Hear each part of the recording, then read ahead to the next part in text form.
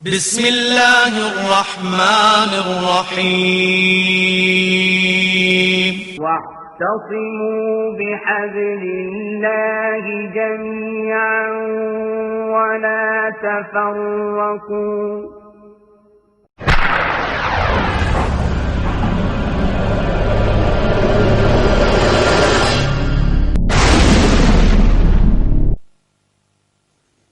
والشمس تجري لمستقر لها ذلك تقدير العزيز العليم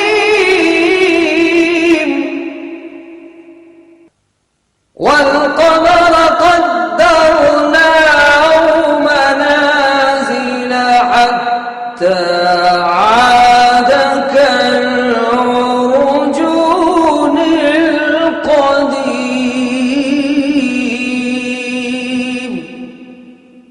لا الشمس ينبغي لها أن تدرك القمر ولا الليل سابق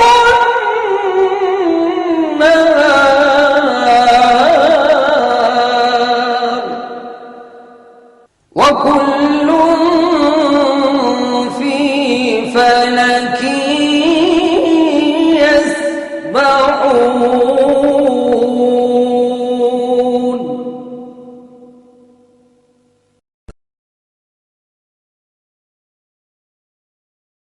أعوذ بالله من الشيطان الرجيم. پناہ مانگتا ہوں میں اللہ کی شیطان مردود سے.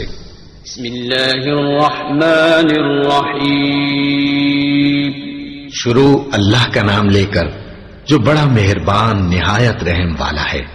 الحمد لله رب العالمين الرحمن الرحيم مالك يوم الدين إياك نعبد وإياك نستعين. ورحمة الله وبركاته. إن الحمد لله نحمده ونستعينه ونستغفره ونعوذ بالله من شرور أنفسنا ومن سيئات أعمالنا من يهده الله فلا مضل له ومن يضلل فلا هادي له وأشهد أن لا إله إلا الله وحده لا شريك له وأشهد أن محمدا عبده ورسوله. أما بعد أعوذ بالله من الشيطان الرجيم. بسم الله الرحمن الرحيم.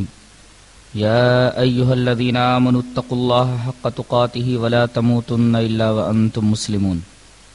يا أيها الناس اتقوا ربكم الذي خلقكم من نفس واحدة وخلق منها زوجها وبث منهما رجالا كثيرا ونساء واتقوا الله الذي تساءلون به والأرحام إن الله كان عليكم رقيبا. يا أيها الذين آمنوا اتقوا الله وقولوا قولا سديدا يصلح لكم أعمالكم ويغفر لكم ذنوبكم ومن يطع الله ورسوله فقد فاز فوزا عظيما. أعوذ بالله من الشيطان الرجيم.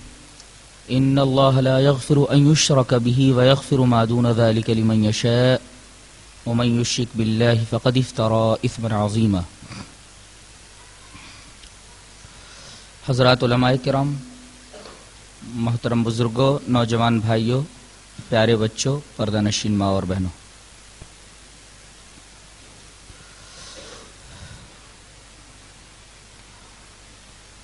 آج کا موضوع ہے انسانی زندگی پر شرک کے اثرات.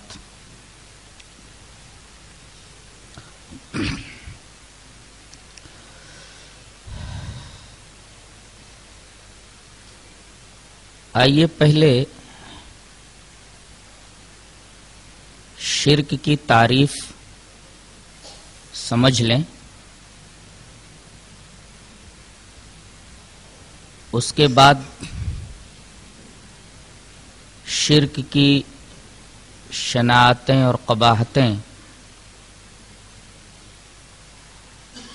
جان لیں. اس کے بعد گفتگو کو آگے بڑھائیں گے۔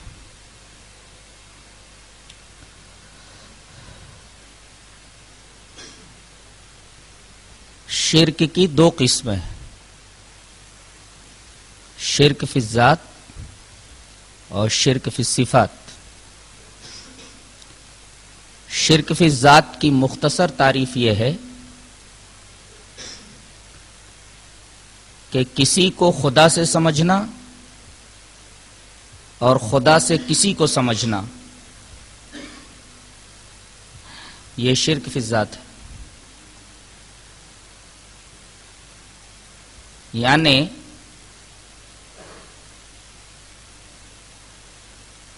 اللہ کا کوئی باپ ہے یا اللہ کا کوئی بیٹا ہے،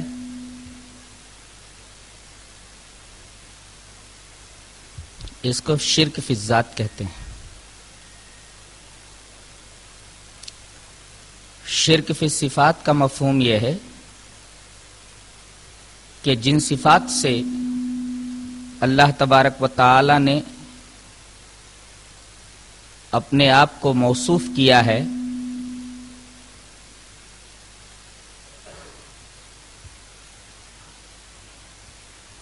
وہ صفات اسی مفہوم میں جو خدا کے لیے مستعمل ہیں کسی کو ساجی ٹھہرانا۔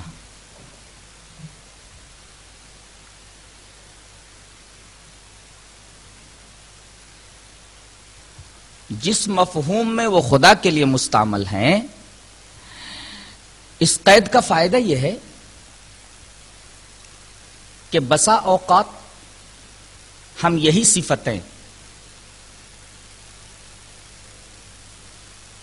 جو اللہ کی ہیں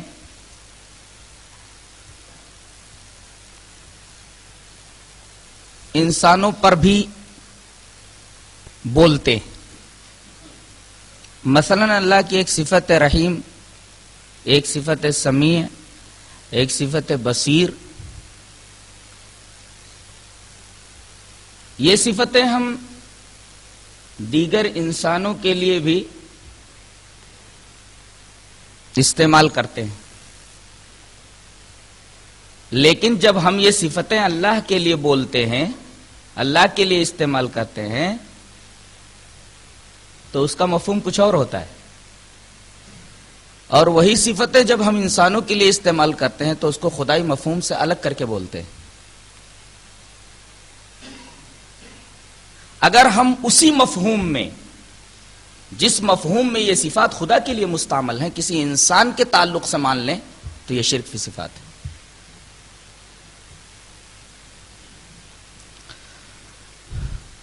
شرک کی شناعتیں اور قباحتیں جاننے کے لیے کچھ آیات آپ حضرات کے گوش گزار کرتا ہوں۔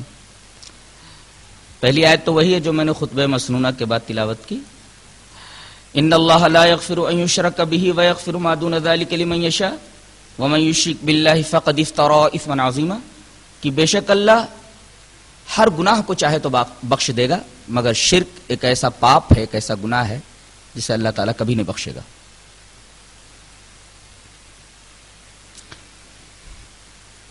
ایک جگہ اللہ نے فرمایا وَوَصَّيْنَا الْإِنسَانَ بِوَالِدَيْهِ حُسْنًا وَإِن جَاهَدَاكَ عَلَىٰ أَن تُشْرِكَ بِي مَا لَيْسَ لَكَ بِهِ عِلْمٌ فَلَا تُطِعْهُمَا، ہم نے انسان کو وصیت کی ہے کہ وہ والدین کے ساتھ اس نے سلوک کریں، لیکن اگر ماں باپ اپنے بیٹے کو، اپنی بیٹی کو شرک کے اوپر کاربند رہنے کے لیے مجبور کریں یا شرک کرنے کے لیے مجبور کریں تو ماں باپ کی اطاعت اس سلسلے میں نہیں کی جائے گی۔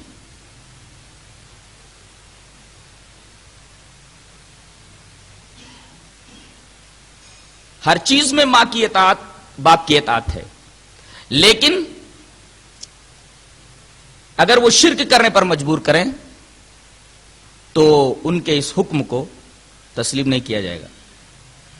ایک جگہ اور اللہ نے ارشاد فرمایا وَلَا تَنْكِحُوا الْمُشْرِكَاتِ حَتَّى يُؤْمِنْ، اگر عورت مشرکہ ہے تو اس کے ساتھ اس وقت تک شادی نہیں کر سکتے جب تک کہ وہ ایمان نہ لے آئیں. اسی طریقے سے کوئی عورت اس وقت تک کسی مشرک سے شادی نہیں کر سکتی جب تک کہ وہ ایمان کے دائرے میں نہ آ جائے. ایک جگہ اور اللہ نے ارشاد فرمایا ما کان للنبی والذین آمنوا ان یستغفروا للمشرکین ولو کانوا اولی قربا. نبی کے لیے اور ایمان والوں کے لیے قطعاً اس بات کی گنجائش نہیں ہے کہ وہ ان لوگوں کے لیے اللہ سے دعائے مغفرت کریں جو شرک پر مر گئے ہیں، اگرچہ وہ ان کے قریبی ہی کیوں نہ ہوں.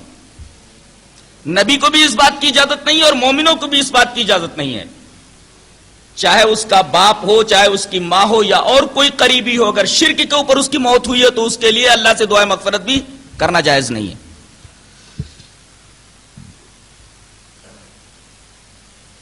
ایک جگہ اللہ نے اور ارشاد فرمایا فَلَا تَدْعُ مَعَ اللَّهِ إِلَٰهًا آخَرَ فَتَكُونَ مِنَ الْمُعَذَّبِينَ. دیکھو اللہ کے ساتھ کسی اور کو معبود مت بنانا ورنہ تم عذاب کے مستحق ہو جاؤ گے. فَلَا تَدْعُ مَعَ اللَّهِ إِلَٰهًا آخَرَ فَتَكُونَ مِنَ الْمُعَذَّبِينَ.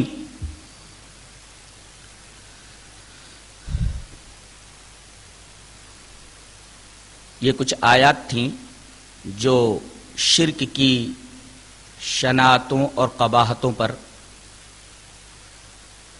ایک واضح دلیل ہے.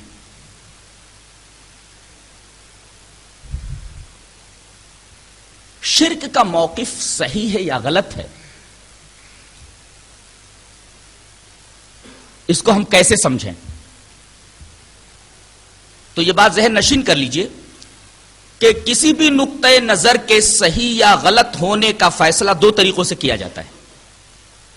ایک تو اس نقطۂ نظر کو عقل کی میزان پر پیش کیا جائے، عقل کی میزان پر رکھ کر اسے پرکھا جائے. عقل اگر اس کو قابل قبول سمجھتی ہے تو وہ نقطۂ نظر تسلیم کر لیا جائے. اس کو فلسفیانہ طریقے بحث کہتے ہیں، فلسفیانہ طریقہ کہتے ہیں. دوسری صورت یہ ہے کہ اس نقطۂ نظر کے عملی نتائج کو، اس نقطۂ نظر کے اثرات کو انسانی زندگی کے اوپر دیکھا جائے.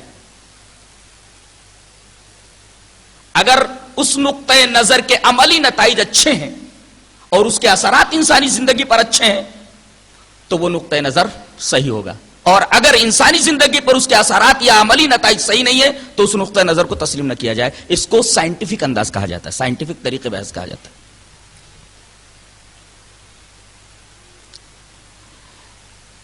اس سے پہلے کہ ہم اصل موضوع کے اوپر آئیں، ایک سوال کا جواب پہلے دے لیتے ہیں. سوال یہ ہے کہ شرک کے پیچھے جب کوئی مستحکم دلیل نہیں ہے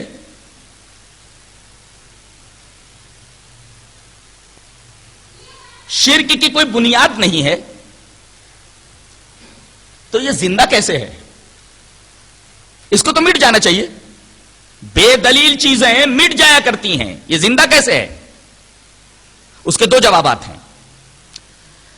پہلا جواب تو یہ ہے کہ مذہب کے معاملے میں لوگوں نے عقل کو استعمال کرنا بند کر دیا ہے، اور ہمیشہ سے لوگوں کا یہ طریق رہا ہے کہ مذہب کے معاملے میں وہ عقل کا دخل تسلیم نہیں کرتے تھے.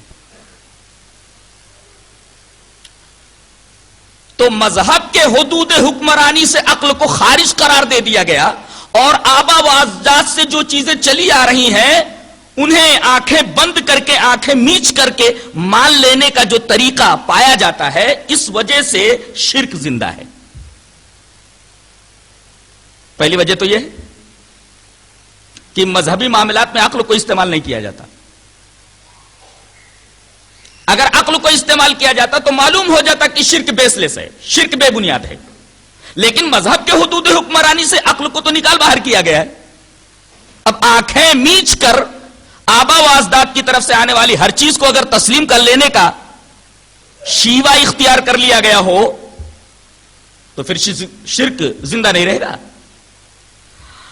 دوسری وجہ یہ ہے کہ شرک اس وجہ سے پھل پھول رہا ہے کہ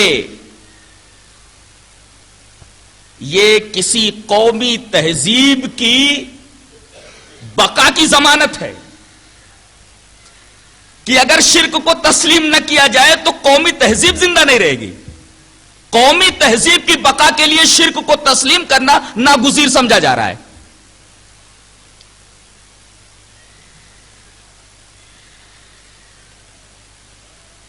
ان دو وجوہات کی وجہ سے شرک زندہ ہے. مذہب کو عقل کے دائرے میں رکھ کر نہیں دیکھا جاتا, اور دوسرے کچھ قومیں ایسی ہیں, کچھ تہذیبیں ایسی ہیں جو اپنی بقا کے لیے شرک کو تسلیم کر لینا ناگزیر سمجھتی ہیں. ورنہ اللہ تبارک و تعالی نے مشرکین کی کم آئے گی ان کی بے عقلی پر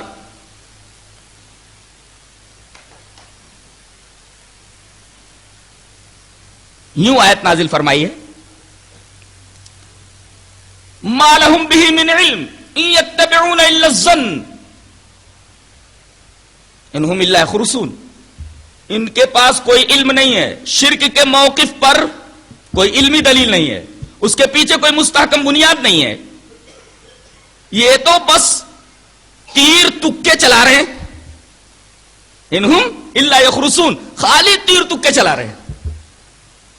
یہ آیت کریمہ بتا رہی ہے کہ شرک کی کوئی مستحکم بنیاد نہیں ہے, بے دلیل بات ہے. اور ایک جگہ تو دلیل کا مطالبہ کیا گیا, قل هل عندکم من علم فتخرجوه لنا, اگر تمہارے پاس کوئی علمی دلیل ہو شرک کے موقف کی صداقت پر تو وہ دلیل پیش کرو. ان تتبعون الا الظن, تم تو گمان کی پیروی کر رہے ہو. دلیل کا مطالبہ کیا گیا, دلیل نہیں دی گئی.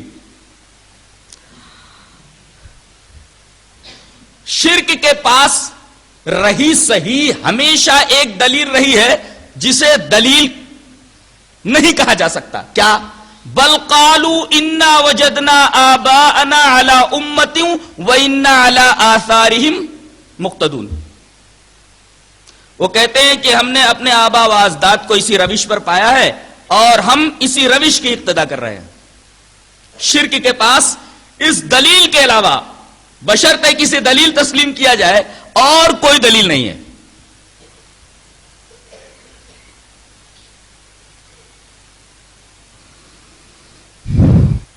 اتنی بات سمجھ لینے کے بعد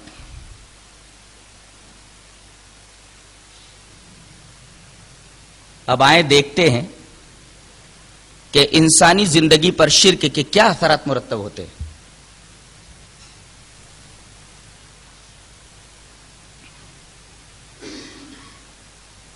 پہلی چیز تو یہ ہے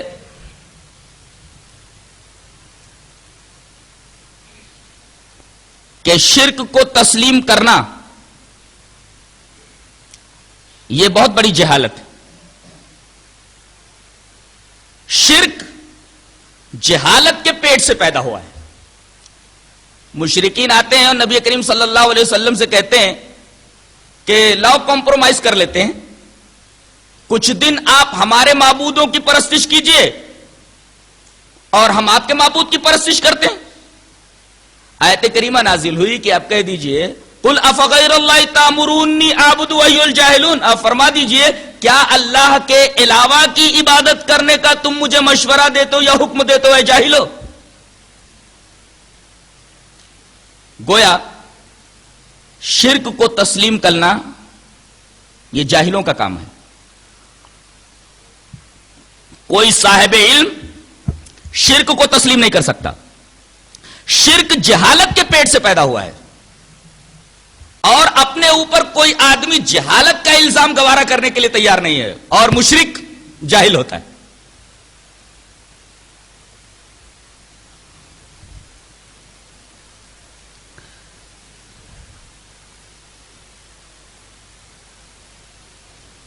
دوسری چیز یہ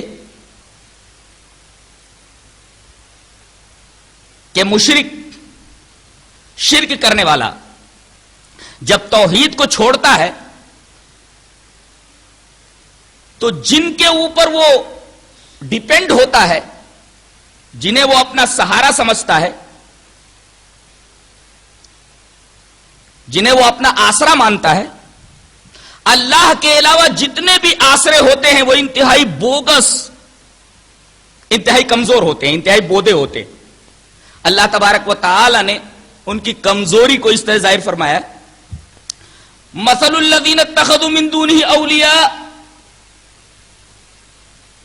کمثل العنکبوت اتخذت بیتا وان اوہن البیوت لبیت العنکبوت لو کانوا یعلمون۔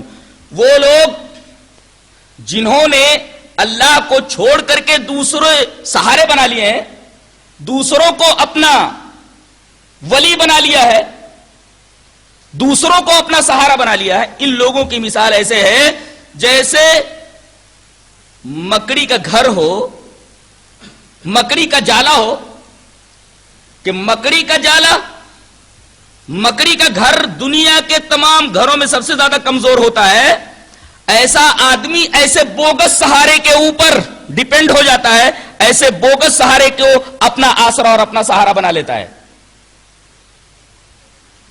شیخ الاسلام ابن تیمیہ رحمۃ اللہ علیہ نے ایک جگہ فرمایا کہ بایزید بستامی نے کہا ہے کہ اللہ کے علاوہ جو کسی دوسرے کو اپنا سہارا بنا لیتا ہے اس کی مثال اس شخص کی طرح ہے جو ڈوب رہا ہو اور دوسرے ڈوبنے والے شخص سے مدد طلب کرے۔ ایک شخص خود ڈوب رہا ہے تو اس ڈوبنے والے سے یہ ڈوبنے والا مدد طلب کر رہا ہے، تو مشرک کی مثال ایسے ہی ہے، اللہ تبارک و تعالیٰ کو چھوڑ کر کے جن سے وہ مدد طلب کر رہا ہے ان کی مثال ایسے ہے جیسے وہ ڈوب رہے ہوں اور یہ خود ڈوب رہا ہو اور ڈوبنے والے سے مدد طلب کر رہا ہو۔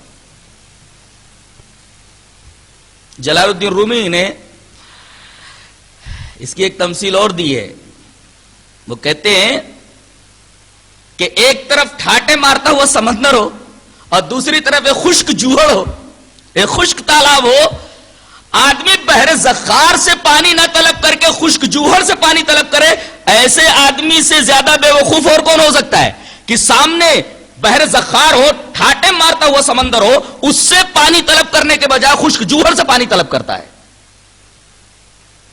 تو اللہ تبارک و تعالیٰ کو چھوڑ کر کے جو شخص دوسرے کو اپنی مدد کے لیے بلاتا ہے، طلب کرتا ہے، دوسرے کو فریاد رسی کے لیے پکارتا ہے، ایسے آدمی کی مثال اس طریقے سے ہے جیسے سمندر کو چھوڑ کر کے آدمی خشک جوہر سے پانی طلب کرے۔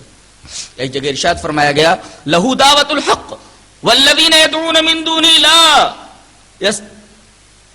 یستطیعون بشیء الا کباسط کفیہ الی الماء لیبلغ فاہ وما هو ببالغہ وما دعاء الکافرین الا فی ضلال۔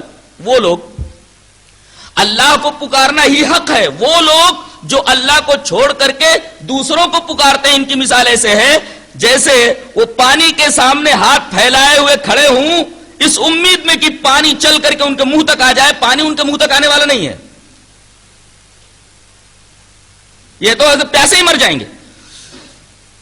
تو مشرک کی مثال ایسے ہی ہے، دوسروں کے سامنے ہاتھ پھیلائے ہوئے کھڑا ہے اس امید میں کہ کچھ مل جائے، وہاں سے کچھ ملنے والا نہیں ہے، جیسے پانی کے سامنے آدمی ہاتھ پھیلائے کھڑا رہے اس امید میں کہ پانی چل کر اس کے منہ میں آ جائے اور اس کی تشنگی بجھ جائے، جیسا یہ محال ہے کہ اس کے منہ میں پانی آ کر کے اس کی تشنگی بجھا دے، ایسے ہی غیر اللہ کے سامنے دست سوال دراز کرنے والا آدمی ہمیشہ محروم ہی رہے گا، اسے کچھ ملنے والا نہیں۔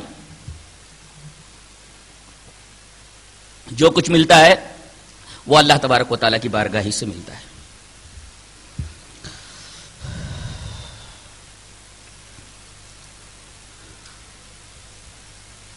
تو انسانی زندگی پر پہلا برا اثر شرک کا یہ پڑتا ہے کہ اس کے سوچنے سمجھنے کی جو صلاحیت ہے وہ زائل ہو جاتی ہے۔ بڑے بڑے لوگوں کو دیکھا گیا جن کی فہم و دانش مسلم ہے،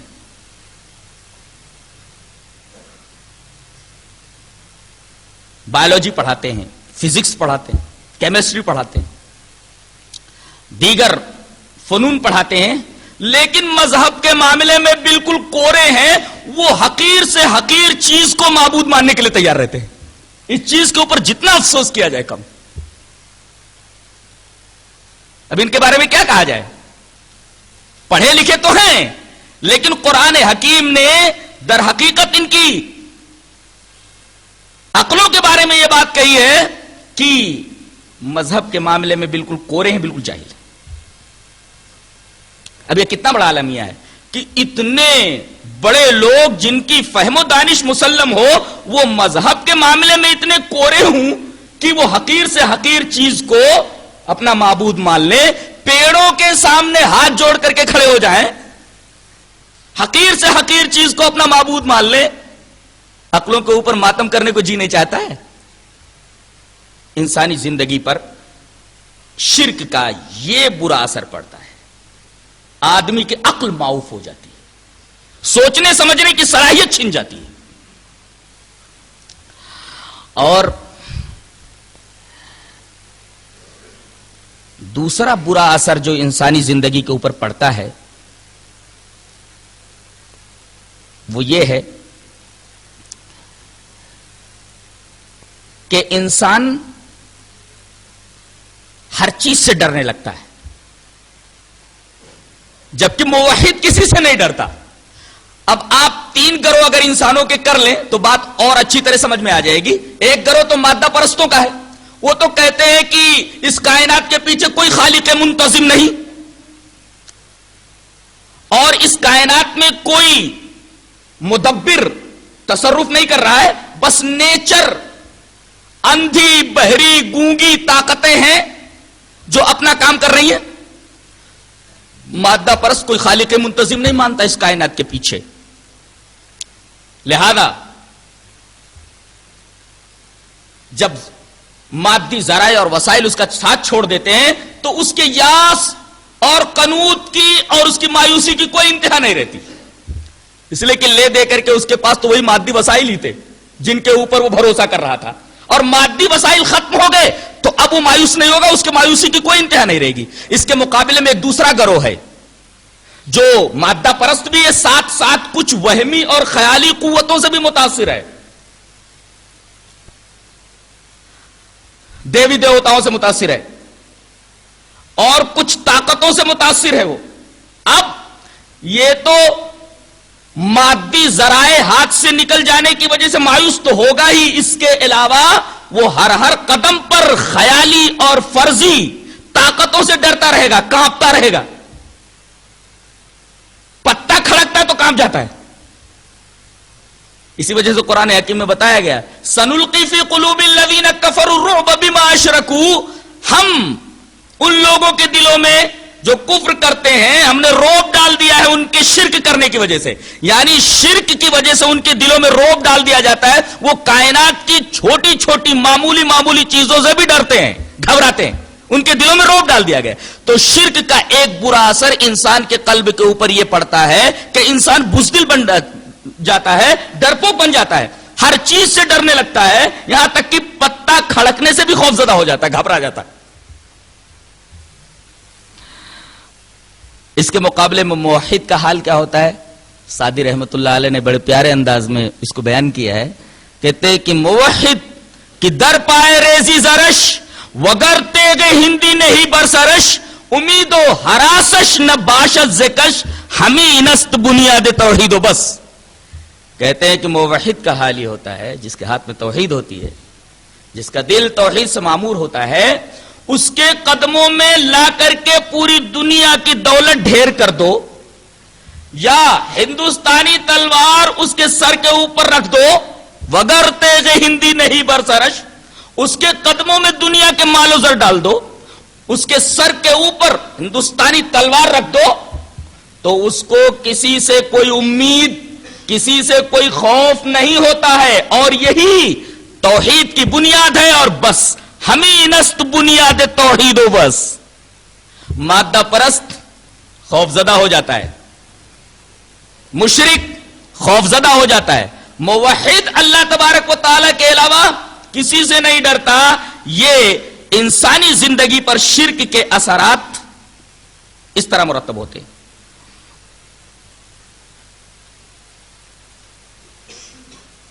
کہ مشرک ہر چیز سے ڈرتا ہے. موحد کسی چیز سے نہیں ڈرتا سوائے اللہ کے.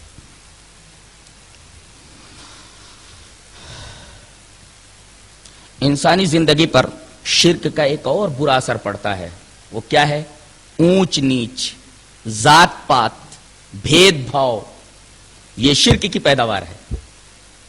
آپ تمام مشرک قوموں کا جائزہ لے لیں تو آپ کو یہ بات اچھی طرح معلوم ہو جائے گی کہ مشرک قوموں میں اپنی بالا تری کا تصور ہمیشہ رہا ہے اور اپنے علاوہ وہ دوسری قوموں کو ملچ، دوسری قوموں کو ذلیل، دوسری قوموں کو حقیر سمجھتی رہی ہیں. گویا یہ جو بھید بھاؤ ہے، جو اونچ نیچ ہے اور جو ذات پات کا معاملہ ہے، یہ سب شرک کی پیداوار ہے. جبکہ اللہ تبارک و تعالی نے فرمایا یا ایھا الناس انا خلقناکم من ذکر و انثی وجعلناکم شعوبا وقبائل لتعارفوا. اے دنیا کے تمام لوگوں، ہم نے تم کو ایک مرد اور ایک عورت سے پیدا کیا ہے، اور یہ جو قبائل ہیں، یہ جو خاندان ہیں، یہ تو صرف تعارف کے لیے ہیں، ورنہ تم سب ایک مرد اور ایک عورت کی اولاد ہو. گویا توحید یہ سبق دیتا ہے کہ تمام انسان ایک ہی سر چشمے سے نکلے ہیں. اور شرک کیا کہتا؟ نہیں، ہم سورج کی اولاد ہے، کوئی بولتا ہے. کوئی کہتا ہے کہ ہم فلاں دیوی کی اولاد ہے، کوئی کہتا ہے ہم فلاں دیوتا کی اولاد ہے. اس طریقے کا تصور شرک کے پیٹ سے پیدا ہوا ہے.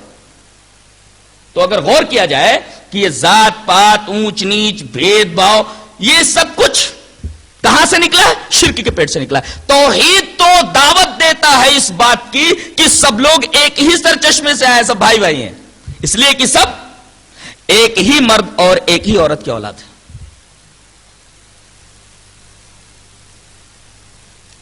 اسی وجہ سے شرک کو ظلم کہا گیا ہے. کیوں؟ اس لیے کہ اگر گورا ہے تو اپنے آپ کو کالے سے برتر سمجھتا ہے، عربی ہے تو اجمیوں سے اپنے آپ کو بلند سمجھتا ہے. اور اس تصور نے اور اس عقیدے نے کتنا فساد مچایا ہے. تاریخ کا طالب علم جب وہ واقعات پڑھتا ہے، تاریخ کے ان اوراق کو پلٹتا ہے، تو اس کا بدن کانپ جاتا ہے، لرزہ برندام ہو جاتا ہے کہ گوروں نے کالوں کے اوپر کیسے کیسے ظلم کیے ہیں. معاشرے کے اندر اپنی برتری کا دعویٰ کرنے والوں نے کم ذات کے لوگوں کو، جو ان کی نگاہوں میں کم ذات تھے، کیسے کیسے ظلم ڈھائے ہیں. اسی وجہ سے اللہ تبارک تعالیٰ نے فرمایا کہ ان الشرک لظلم عظیم. شرک بہت بڑا ظلم ہے، اس سے بڑا کوئی ظلم نہیں. شرک کا ایک اور برا اثر انسانی زندگی کے اوپر پڑتا ہے، وہ یہ کہ انسان بد کردار ہو جاتا ہے. اس لیے کہ کسی انسان کے کردار کی تعمیر، کسی انسان کی سیرت کی تعمیر اللہ تبارک و تعالی سے تعلق ہی سے پیدا ہو سکتا ہے. سیرت کی تعمیر اللہ کے تعلق سے پیدا ہوگی. کردار بہترین بنیں گے اللہ تبارک و تعالی کے سے تعلق کی وجہ سے. توحید اللہ سے تعلق قائم کرتا ہے، اور جب اللہ سے تعلق قائم ہو جاتا ہے تو آدمی کی سیرت نکھرتی ہے اور آدمی کا کردار پھلتا اور پھولتا ہے. اس طرح جب معاشرے کے اندر ایسے لوگ پیدا ہوتے ہیں جو موحد ہوتے ہیں، جن کا تعلق اللہ سے ہوتا ہے، ان کی سیرتیں بہت بہترین ہوتی ہیں، ان کے کردار بہت اچھے ہوتے ہیں، تو وہ معاشرہ ترقی کرتا ہے، پھلتا پھولتا ہے. وہ سوسائٹی ترقی کرتی ہے، آگے بڑھتی ہے. اور جس معاشرے کے اندر بد کردار لوگ ہوں، بد سیرت لوگ ہوں، وہ معاشرہ کبھی پنپتا نہیں ہے. کہیں نہ کہیں جا کر کے اس معاشرے کے اندر فساد آ ہی جاتا ہے اور وہ معاشرہ تباہ ہو جاتا ہے. تو اللہ سے تعلق توحید جوڑتا ہے، اور اللہ سے جڑنے کی وجہ سے انسان کا کردار بنتا ہے، انسان کی سیرت بنتی ہے. اور شرک سے اللہ تبارک و تعالی سے انسان کا تعلق ٹوٹ جاتا ہے. اس نے اپنا تعلق کاٹ کر کے غیروں سے تعلق جوڑ لیا، اب اللہ سے اس کا کوئی تعلق ہی نہیں رہ گیا.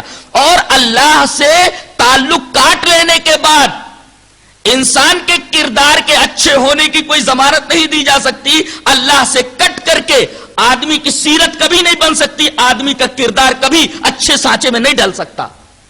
ناممکن ہے کہ اس کا کردار اچھے سانچے میں ڈلے اللہ تبارک تعالیٰ سے تعلق کاٹ لینے کے باوجود.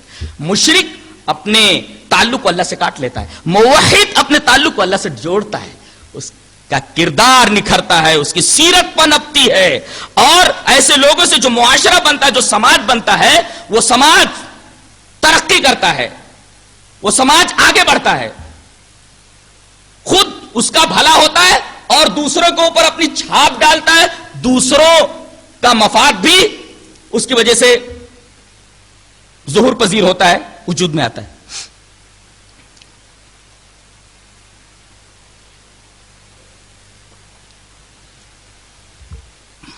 انسانی زندگی پر شرک کا ایک برا اثر یہ بھی پردہ ہوتا ہے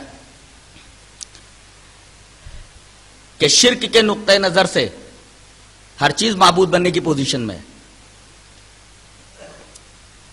ہر چیز کو اپنا معبود بنایا جا سکتا ہے.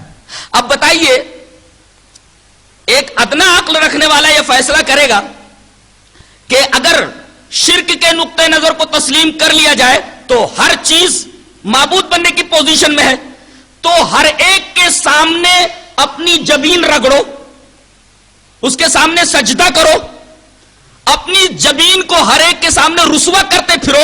بتائیے یہ عزت نفس ہے یا عزت نفس کا ہے بیڑا غرق ہو رہا ہے؟ گویا شرک آدمی سے عزت نفس کو چھین لیتا ہے, اور عزت نفس اگر چھن جائے تو پھر آدمی کے پاس کیا رہ جاتا ہے؟ ہر چیز کے سامنے اگر آدمی اپنا سر جھکا دے تو عزت نفس کہاں رہا؟ عزت نفس تو تباہ ہو گئی اس کی. تو شرک کی وجہ سے انسان کی عزت نفس کے اوپر بھی بہت برا اثر پڑتا ہے. شرک کا ایک برا اثر انسانی زندگی پر یہ پڑتا ہے کہ آدمی بد عہد ہو جاتا ہے, بد عہد ہو جاتا ہے.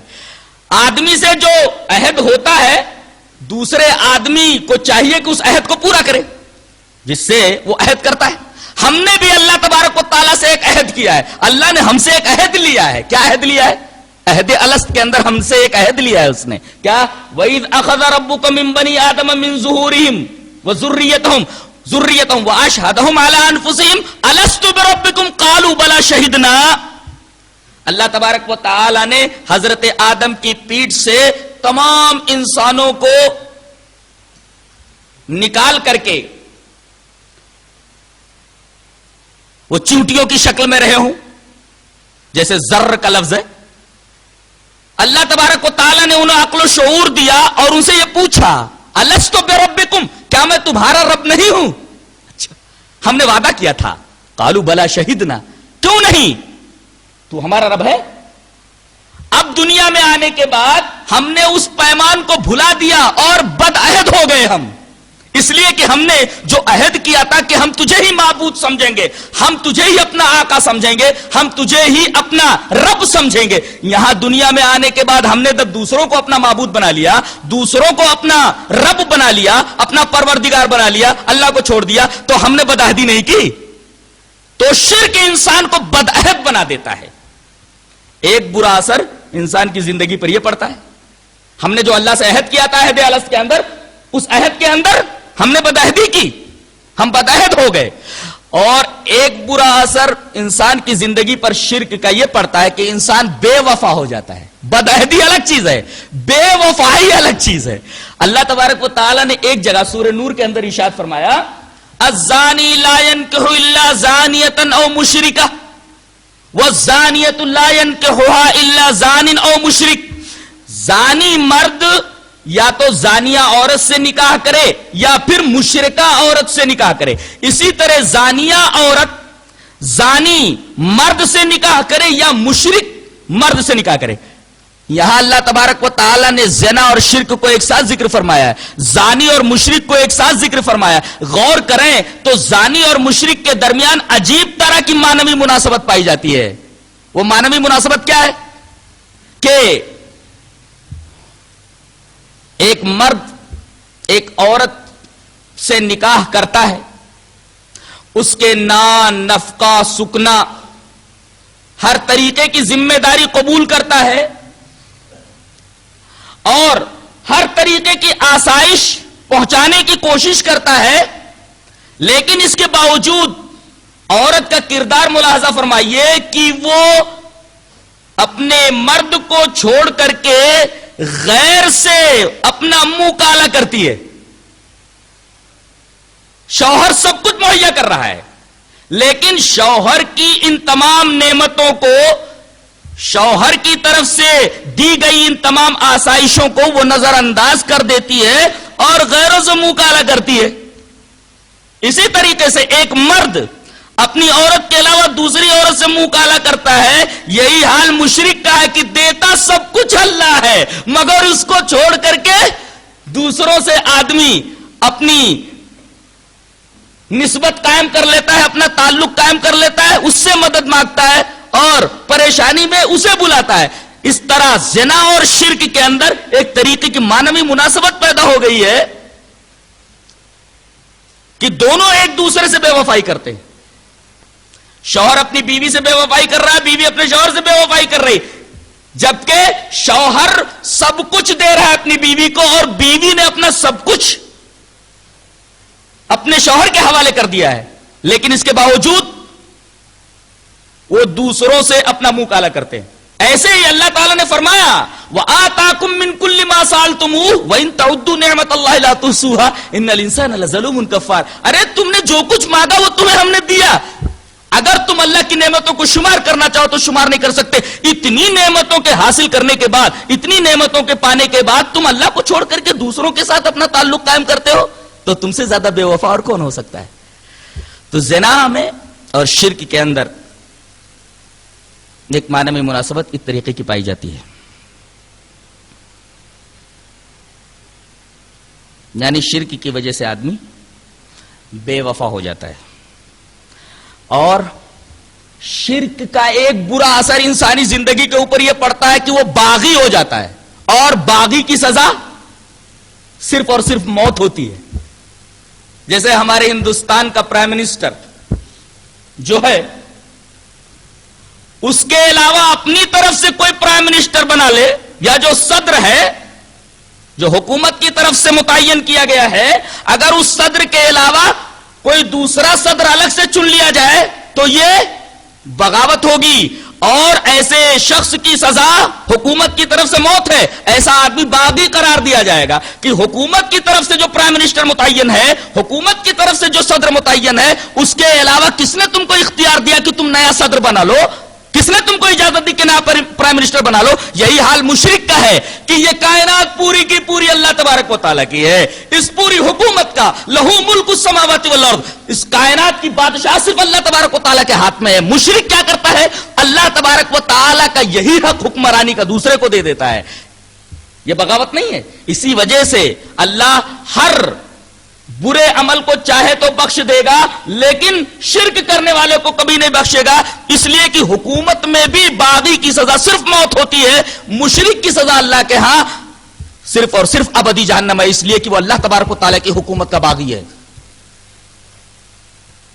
ایک معمولی بات ہے کہ جائیداد کسی کی ہے، اگر یہ کہا جائے کہ یہ جائیداد فلاں کی بھی ہے، کتنا بڑا جرم ہے یہ بہت بڑا ظلم ہے کہ جائیداد کسی کی ہو، اس جائیداد میں کسی دوسرے کو شریک کر لیا جائے جس کی وہ جائیداد نہیں ہے.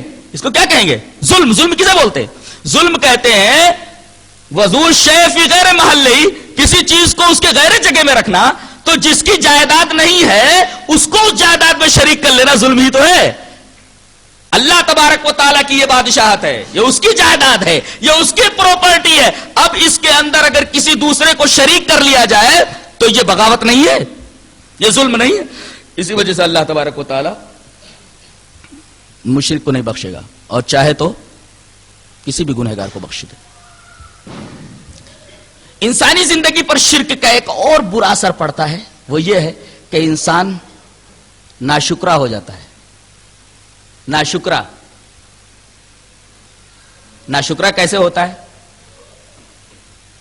اللہ ہی اس کو سب کچھ دے رہا ہے، اللہ ہی اسے سب کچھ دے رہا ہے اور ان تمام چیزوں سے وہ فائدہ بھی اٹھا رہا ہے، لیکن اس کے باوجود اللہ تبارک و تعالی سے اپنا رشتہ کاٹ کر کے دوسروں کو اپنا معبود سمجھتا ہے، دوسروں کو اپنا آسرا اور سہارا فرض کر لیتا ہے، مان لیتا ہے. تو یہ ناشکری نہیں ہے کہ دے کوئی اور تعریف کسی اور کی جائے، دے کوئی اور سجدہ کسی دوسرے کو کیا جائے، دے کوئی اور تعریف کسی اور کی جائے. یہ کیا ہے؟ یہ ناشکری نہیں تو اور کیا ہے؟ یہ ناشکری ہے. تو شرک انسان کو ناشکرا بھی بنا دیتا ہے.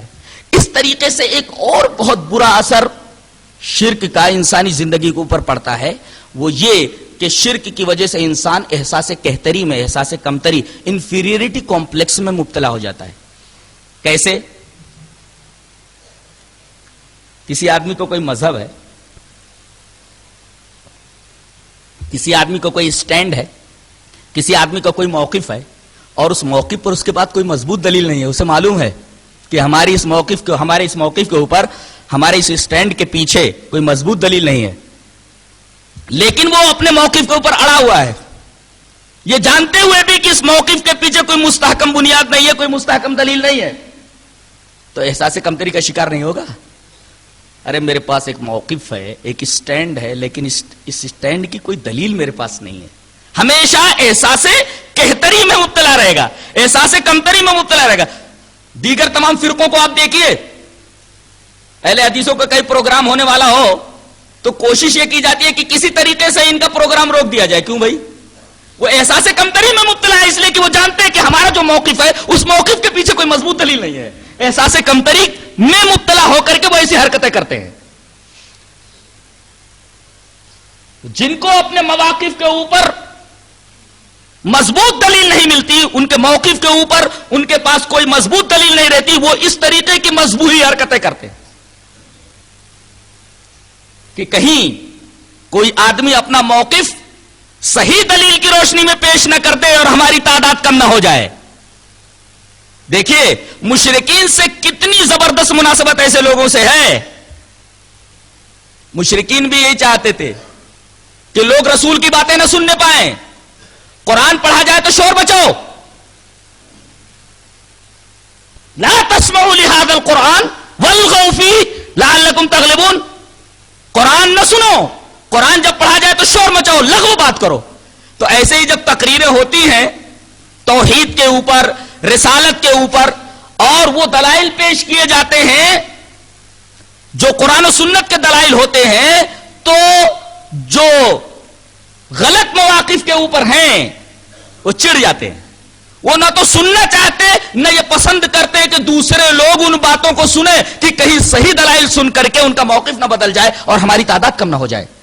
تو شرک سے ایک برا اثر انسانی زندگی پر یہ پڑتا ہے کہ آدمی احساس کمتری کا شکار ہو جاتا ہے. احساس کمتری کا شکار کیوں ہوتا ہے؟ اس لیے کہ اسے معلوم ہے کہ میرا جو موقف ہے اس کے پیچھے کوئی مضبوط دلیل نہیں ہے. اچھا، اس احساس کمتری کا برا اثر کیا پڑتا ہے؟ وہ جھوٹے احساس برتری میں مبتلا ہو جاتا ہے. یہ پوائنٹ نوٹ کیا جائے کہ احساس کمتری میں مبتلا ہو جاتا ہے اور اپنے موقف پر نظر ثانی کرنے کے لیے تیار نہیں ہوتا، تو ایک جھوٹا احساس برتری، سپیریئرٹی کمپلیکس، وہ بھی جھوٹا، فالس سپیریئرٹی کمپلیکس پیدا ہو جاتا ہے. اور اپنے الزام باطل کو ثابت کرنے کے لیے وہ عجیب عجیب حرکتیں کرتا ہے. کبھی یہ کوشش کرے گا کہ قرآن کی تعویل کر دے، حدیث کی تعویل کر دے، حدیث پر بلا وجہ جرح کر دے، اور آگے بڑھیے دوسرے مذاہب کے ماننے والے، جن مذاہب کے ماننے والوں کی زندگیوں میں شرک موجود ہے، کیا کرتے ہیں؟ تاریخ تک بدل ڈالتے ہیں. وہ تاریخ جو حقیقی رہتی ہے اس تاریخ کو بدل ڈالتے ہیں، اور کوشش ان کی یہ ہوتی ہے کہ اپنے کارناموں کو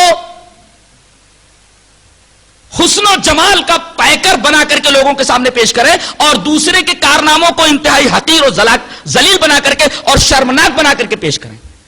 کیا ایسا نہیں ہو رہا ہے؟ مسلمانوں کی تاریخ کو بھی مسخ کیا جا رہا ہے. اس کے پیچھے وہی احساس کمتری ہے جس احساس کمتری کی وجہ سے ایک فالس سپیریئرٹی کمپلیکس، ایک غلط اور جھوٹا احساس برتری پیدا ہوا ہے. آپ دیکھیے ایسے لوگوں کو کہ ہیں احساس کمتری میں مبتلا، لیکن اس احساس کمتری میں مبتلا ہونے کی وجہ سے ایک جھوٹے احساس برتری میں مبتلا ہے کہ کچھ بھی ہو ہم صحیح ہیں، ہمارا موقف صحیح ہے.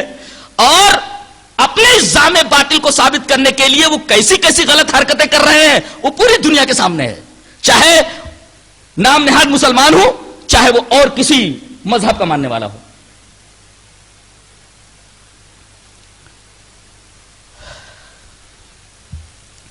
انسانی زندگی پر شرک کا ایک اور برا اور خطرناک اثر یہ پڑتا ہے کہ شرک انتشار فکر و عمل کو دعوت دیتا ہے اور توحید وحدت فکر و عمل کا داعی ہے.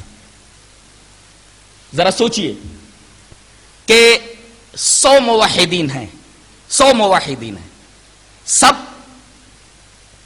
توحید کے قائل ہیں. اب سوچئے کہ سب کی منزل ایک ہے، سب کا روٹ ایک ہے، سب کی فکر ایک ہے، سب کا عمل ایک ہے، سب ایک ہی چیز کے لیے کوشش کر رہے ہیں. تو توحید یہ وحدت فکر و عمل عطا کرتا ہے اپنے ماننے والوں کو، اور شرک انتشار فکر و عمل کا داعی ہے. کوئی فلاں معبود کو مان رہا ہے، کوئی فلاں کو اپنا معبود ماننا ہے، کوئی فلاں کو اپنا معبود ماننا ہے. اس طریقے سے فکر و عمل کے اندر انتشار پیدا ہو جاتا ہے. یہ عطیہ ہے شرک کا جو انسانی زندگی کو شرک عطا کرتا ہے. اس کے علاوہ قرآن حکیم پر اگر آپ غور کریں تو آپ کو اور بہت ساری دلیلیں اور بہت ساری باتیں مل جائیں گی. مثلا انسان اپنی آنکھوں سے دیکھ رہا ہے، ایک کھلی ہوئی حقیقت ہے کہ اس کائنات میں کہیں تضاد نہیں ہے، یہاں کے قوانین میں تصادم نہیں ہے، اور اللہ تبارک و تعالی نے اپنی وحدانیت کی دلیل اس طرح دی ہے کہ لو کان فیہما آلہۃ الا اللہ لفسدتا. اس سے اچھی دلیل اللہ تبارک و تعالی کی توحید پر اور شرک کے رد میں اور کہیں نہیں ہے. چھوٹے چھوٹے 2 مختصر جملے ہیں، اور اللہ تبارک و تعالی نے اسی وجہ سے منطقیین نے اس دلیل کا نام برہان تمانو رکھا ہے. آدمی تمام براہین سے بے نیاز ہو جاتا ہے اگر یہ دلیل اس کے سامنے رہے. اللہ فرما رہا ہے اگر کائنات میں اللہ کے علاوہ بھی کچھ اور معبود ہوتے تو کائنات کا نظام درہم برہم ہو جاتا. اب آدمی خود دیکھ لے، آگے اللہ نے کچھ بھی نہیں فرمایا، بس اتنا کہہ دیا کہ اگر کائنات میں اللہ کے علاوہ اور معبود ہوتے تو کائنات کا نظام درہم برہم ہو جاتا. لیکن ذرا دیکھ لو کائنات میں کہیں کسی نظام کے اندر برہمی ہے یا کائنات کا کوئی نظام درہم برہم ہے؟ نہیں. سورج جیسے پہلے مشرق سے نکلتا تھا مغرب میں ڈوبتا تھا، موسموں کو تغیرات جیسے پہلے تھے آج بھی ہے. سورج جیسے مشرق سے نکل کر مغرب میں غروب ہوتا تھا آج بھی ویسے ہی ہے. جیسے ناریل کے درخت پر ناریل ہی اگتا تھا آج بھی ناریل ہی اگتا ہے. کوئی یہ نہیں دیکھتا کہ ناریل کے درخت کے اوپر کہیں کدو لٹکا ہوا ہو، کہیں جامن کے درخت کے اوپر کہیں جو ہے ببول کے کانٹے لگے ہوئے ہوں. یہ یکسانیت اس بات کی دلیل ہے، یہ وحدت اس بات کی دلیل ہے کہ اس کائنات کے پیچھے واحد اور احد ہستی موجود ہے. یہ کائنات کی یکسانیت بتاتی ہے. نہیں تو اور کچھ معبود ہوتے تو کبھی ایسا ہوتا کہ سورج مغرب سے نکلتا مشرق میں ڈوبتا، کبھی ایسا ہوتا کہ بارش کے موسم کے اندر تغیر ہو جاتا، گرمی کے نظام کے اندر گڑبڑی پیدا ہو جاتی. کبھی ہم ناریل بڑی محنت سے لگائے ہیں، ناریل لینے کے لیے جاتے تو کدو لٹکا ہوا ہوتا، پریشان ہو جاتے یہ کیا ہوا؟ آئے تھے ناریل لینے کے لیے، ناریل کا درخت لگا کر کے ہم نے اتنا ٹینشن مول لیا، 10 سال کے بعد جب پھل لینے کے لیے آئے تو کدو لٹکا ہوا ہے. یہ کدو تو 2-3 مہینے میں بھی حاصل ہو سکتا تھا. اس طریقے سے آدمی پریشان ہو جاتا، کائنات کا نظام درہم برہم ہو جاتا. اللہ تبارک و تعالی نے بڑی پیاری دلیل دی ہے، اسی وجہ سے منطقیین نے اس دلیل کا نام برہان تمانو رکھا ہے.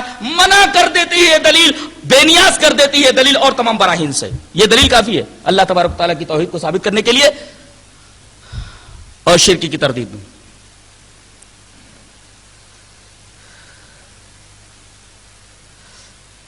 اب کچھ سوالات ہیں، ان سوالات کے جوابات میں دے دیتا ہوں اور بات کو ختم کروں گا. اہل توحید پر ایک الزام یہ لگایا جاتا ہے کہ یہ بتوں کی آیتوں کو ہمارے اولیاء کے اوپر چشمہ کر دیتے ہیں. بتوں کی آیتوں کو ہمارے ولیوں کے اوپر چشمہ کر دیتے ہیں. اب ان سے میرا ایک مؤدبانہ سوال یہ ہے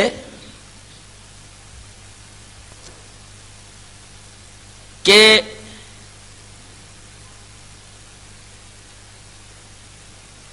یہ جن کی مورتیاں بن گئی ہیں، جن کے اسٹیچوز بن گئے، جن کے بت بنا لیے گئے، یہ کن کے بت ہیں؟ یہ حدیث میں تو میں نے بتا دیا تھا، جیسا کہ بخاری کتاب التفسیر میں ہے کہ اسماء رجال صالحین من قوم نوح، جن کی مورتیاں بنا لی گئی، جن کے اسٹیچوز بنا لیے گئے، یہ سب اچھے لوگ تھے، اولیاء تھے. یہ صالحین کا لفظ ہے، یہ اولیاء کے بت تھے. تو یہ بت جو ہے یہ کون ہے؟ یہ بت تو ولیوں ہی کے ہیں. لہذا یہ کہنا کہ یہ لوگ بتوں کی آیتوں کو ہمارے ولیوں کے اوپر فٹ کر دیتے ہیں، ارے بھائی یہ بت تو ولیوں ہی کے ہیں، جیسا کہ حدیث سے ثابت ہے. اس کا کیا جواب ہے ان کے پاس؟ دوسرا سوال میرا یہ ہے ان کے اوپر کہ آیت میں عموم ہے من دون اللہ، اللہ کے علاوہ جتنی بھی چیزیں ہیں سب، چاہے وہ نبی ہو، چاہے ولی ہو، چاہے فرشتہ ہو، چاہے شجر ہو، حجر ہو، اللہ کے علاوہ ما سوا اللہ جتنی چیزیں ہیں وہ سب من دون اللہ میں داخل ہیں. اب جب آیت میں عموم ہے تو آپ کو کس نے ٹھیکیدار بنایا ہے کہ اس عموم کی آپ تخصیص کریں؟ آیت تو عام ہے، بتوں کے لیے بھی ہے اور ولیوں کے لیے بھی ہے، نبیوں کے لیے بھی ہے. تو جب آیت عام ہے تو آپ خاص کیوں کر رہے ہیں؟ آپ کو خاص کرنے کا ٹھیکیدار کس نے بنایا ہے؟ تیسرا سوال، آیات میں تو بتوں کی اور ولیوں کی تصریح تو ہے نہیں، لہذا آپ کو کس نے حق دیا کہ کوئی آیت ولی کو دے دے اور کوئی آیت بت کو دے دے؟ آیات میں تو اس چیز کی کوئی تصریح نہیں. یہ تیسرا سوال ہے جو مشرکین سے ہے، جدید مشرکین سے.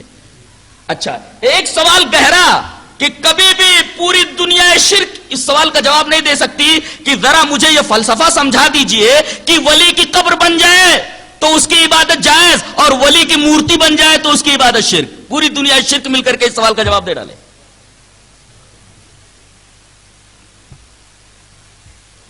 کہ ولی کی قبر بن جائے تو اس کی عبادت جائز اور ولی کی مورتی بن جائے تو اس کی عبادت شرک. ذرا یہ فلسفہ مجھے کوئی سمجھا دے. پوری دنیا شرک مل کر کے مجھے اس فلسفے کو نہیں سمجھا سکتی، اس فلسفے کو نہیں سمجھا سکتی.